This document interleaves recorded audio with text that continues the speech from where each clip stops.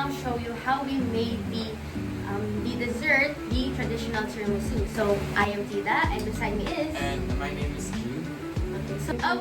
So the reason why we made this dessert one day before is because we would like the dessert to set, to enhance its flavor, and at the same time, it is better served chilled. So this is only a little introduction about the Italian dessert. So tiramisu is an Italian dessert made up of coffee soaked ladyfingers, cream cheese, and cocoa powder.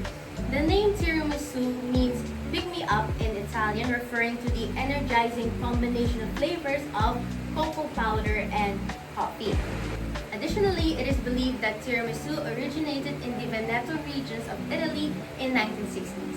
So for the ingredients and equipment, my partner. Okay, so for the ingredients, we have the Broas Ladyfinger, the espresso shot, the cream cheese, and the chilled heavy cream, the vanilla, and the cocoa for garnishing. And for the equipment, we have the stand mixer, the mesh strainer, the baking pan, and lastly, of course, the gloves. Okay, let's start making. Andiamo! Let's go!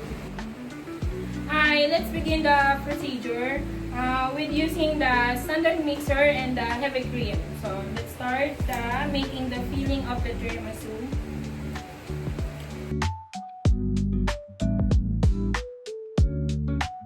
Sa tiramisu, kailangan kasi, kaya heavy cream yung ginagamit para mag-foamy yung ano niya, yung filling niya. Yung gatas, yung heavy cream kasi, nilalagay muna siya sa freezer, tapos i-chini-chill after nun para mas mag-foamy yung heavy cream. I-mixer lang natin siya hanggang sa mag-foamy siya.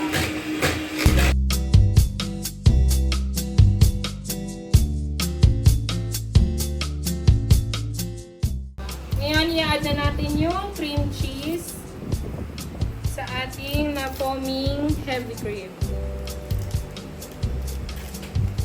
So, ito yung magbibigay ng alat. Ng flavor. Isa sa magbibigay ng flavor kay heavy cream.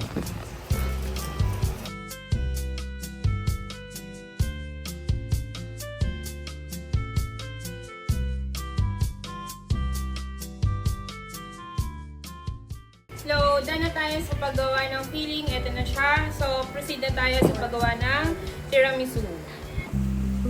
So, ayan. We will proceed now sa pag-assemble ng ating tiramisu. So, first, meron tayo ditong lady finger or yung broas. Unang step natin is i-dip natin yung lady finger sa ito ay espresso. Pwede kayong gumamit ng instant coffee and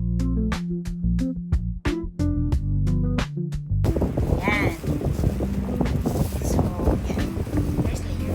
And then, proceed naman tayo. Lalagyan natin yung mixture sa ibabaw. For the next step, nagtanggal ako ng gloves, nag-wash na ako ng hands, and then kukunin na natin yung mixture.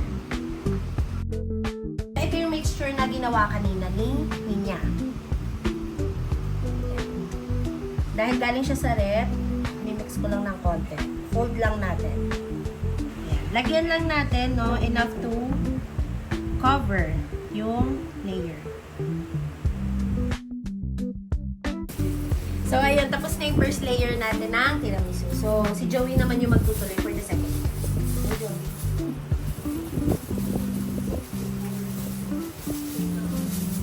So for the second layer, ganun lang din naman sa yung ginawa ni Sarah. We have the broas or the ladyfinger. Halos 2 pack din for this baking dish.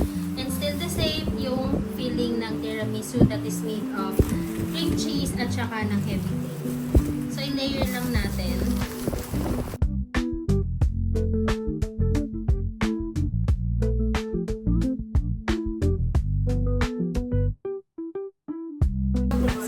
We will now proceed on the filling naman sa pagla-layer on top.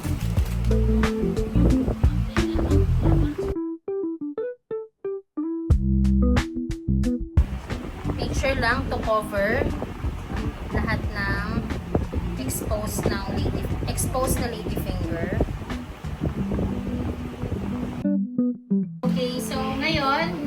last part na tayo ng pag-assemble ng ating tiramisu.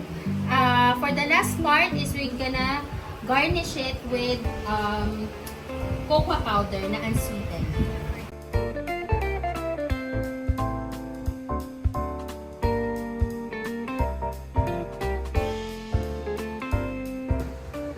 Sir Jill.